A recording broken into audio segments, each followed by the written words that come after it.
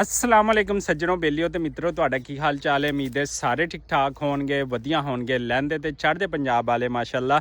तो जनाब अज के व्लॉग विच अगे वधदे हैगे लेकिन अगे वधन तो पहले साडे इस चैनल नूं लाइक सबसक्राइब तो शेयर कर दो।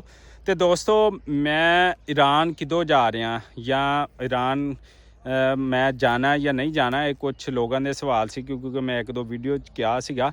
अलहमदुलिल्लाह असी ईरान जड़ा ना ज़रूर जावांगे बल्कि तैयारियां करते पे हाँ।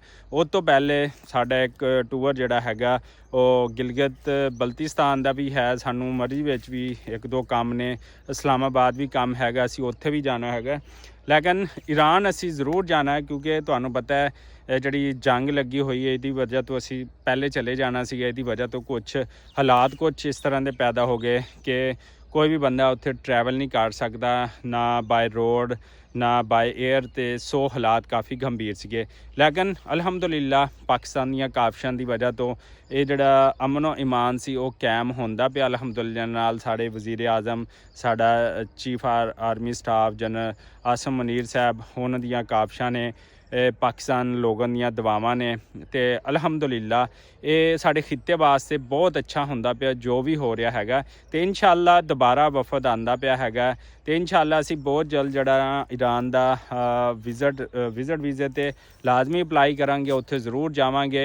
असी अपने लहंदे पंजाब की जड़ी विलेज की लाइफ तुहानू दिखाते हैं, मुख्तलिफ चीज़ां दिखाने या असी अपना ट्रैवल व्लॉग दिखाते हैं। तो उत्थे भी इंशाअल्लाह असी जाके उत्थे दी विलेज की लाइफ लोगों का रहन सहन जंग तो बाद जड़े हालात ईरान दे वो कैसे ने वो दिखावांगे तुहानू। तो मौजूदा सूरत हाल जी उत्थे होएगी वो दिखावांगे। पाकिस्तान का की किरदार सी वो भी तुहानू ज़रूर दिखावांगे इंशाअल्लाह नाल।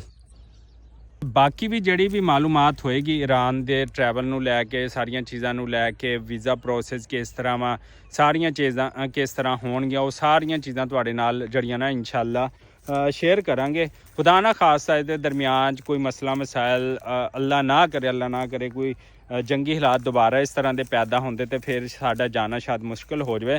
लेकिन तुहानू असी डेली व्लॉग्स अपने डेली रूटीन चीज़ां तुहाडे नाल बेहतरीन तो बेहतरीन शेयर करते रहेंगे।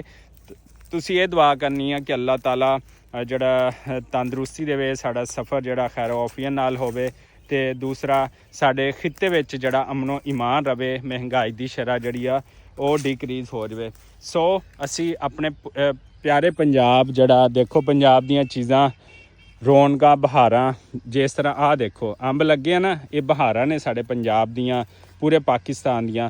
ते सो असी जड़ा असी ये चाहते ने कि एक ट्रैवल व्लॉगर जड़ा होंदा है तो वो किते भी उन्हां तिकर नहीं ट्रैवल कर सकता जब तक कि उत्थे दे मुल्की हालात ना ठीक होन। तो इंशाअल्लाह जिवें ही मुल्की हालात ठीक होणगे सब तो पहला व्लॉगर पाकिस्तान तो नासिर अमीन व्लॉग उत्थे दा ट्रैवल करेगा तुहाडे नाल चीज़ां शेयर करेगा। इस दुआ उम्मीद दे नाल सानू दिओ इजाज़त। अल्लाह निगहबान।